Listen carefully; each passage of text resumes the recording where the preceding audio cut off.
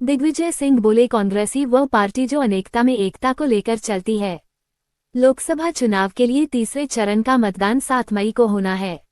इससे पहले प्रचार प्रसार के आखिरी दिन राजगढ़ संसदीय क्षेत्र के कांग्रेस प्रत्याशी दिग्विजय सिंह के समर्थन में मधुसूदनगढ़ में चुनावी सभा रखी गई। इस दौरान दिग्विजय सिंह ने 1977 के चुनाव जिक्र किया और कहा कि देश में जनता पार्टी की लहर चली थी, कांग्रेस से लोग छोड़ जा रहे थे। तब मैंने अध्ययन किया कि कांग्रेसी वह पार्टी है जो अनेकता में एकता को लेकर चलती है। मधुसूदनगढ़ की चुनावी सभा में दिग्विजय सिंह के अलावा इंडिया गठन की सदस्य आम आदमी पार्टी की नेता ममता मीना भी मौजूद रहीं। उन्होंने आह्वान किया कि क्षेत्र की पहचान दिग्विजय सिंह के नाम से होती है, लेकिन दिग्विजय का मान सम्मान रखना मतदाताओं की जिम्मेदारी है। उन्होंने मंच से झोली फैलाकर दिग्विजय के लिए वोट मांगे तो सामने खड़े लोगों ने समर्थन में जमकर नारेबाजी की। इसके बाद दिग्विजय सिंह ने भी अपनी बात रखते हुए भाजपा सरकार को किसान, गरीब और मजदूर विरोधी बताया। दिग्विजय सिंह ने कुछ आंकड़ों के जरिए बताया कि सोयाबीन सहित कई अनाजों के भाव बीते कुछ सालों में स्थिर हैं, जबकि सोयाबीन से बनने वाला तेल कई गुना महंगा हो चुका है। पूर्व सीएम ने आरोप लगाया कि सरकार का आम लोगों से कोई वास्ता ही नहीं है। बावई के टिल्लू डेरिया जी, मंच पर विराजमान हमारे मधुसूदनगढ़ सांचौड़ा क्षेत्र के सभी आदरणीय पदाधिकारीगण और उपस्थित आदरणीय देवी और सज्जनों,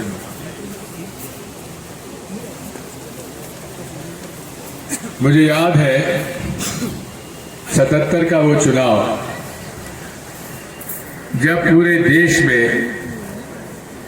जनता पार्टी की लहर चली हुई थी। कांग्रेस के लोग छोड़ के भाग गए थे।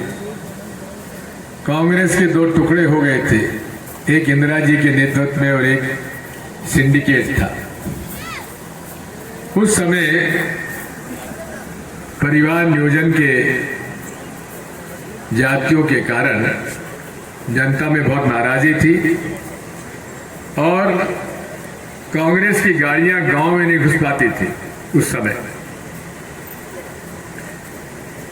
मैंने सन 71 में कांग्रेस में प्रवेश ले लिया था और सोच विचार के लिया था। मैंने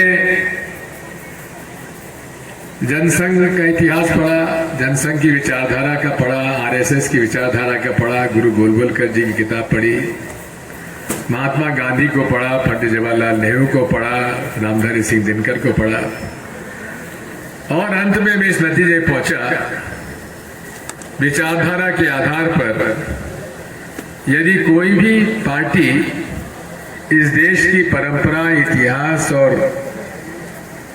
जो अनेकता में एकता को लेकर चलती है वो केवल कांग्रेस पार्टी है। इसलिए मैंने कांग्रेस पार्टी में प्रवेश लिया सन 71 में। 77 के चुनाव में घर पर सबने मना किया कि चुनाव मत लड़ो, हवा खराब है कांग्रेस की, निर्दलीय चुनाव लड़ लो।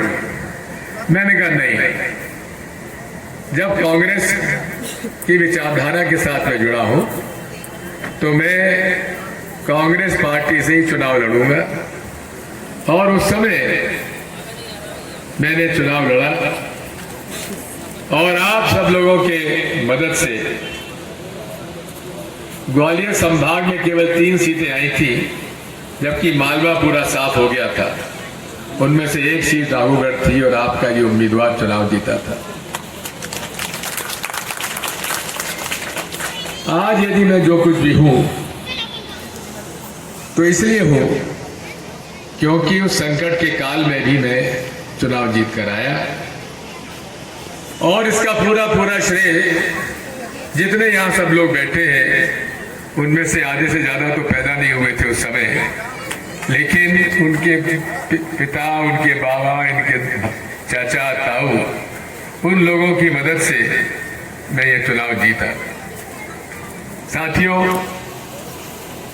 तब से लेकर आज तक मैं सांसद भी बना, मंत्री भी बना, मुख्यमंत्री भी बना और सन 84 में मैं राजगढ़ का सांसद बना।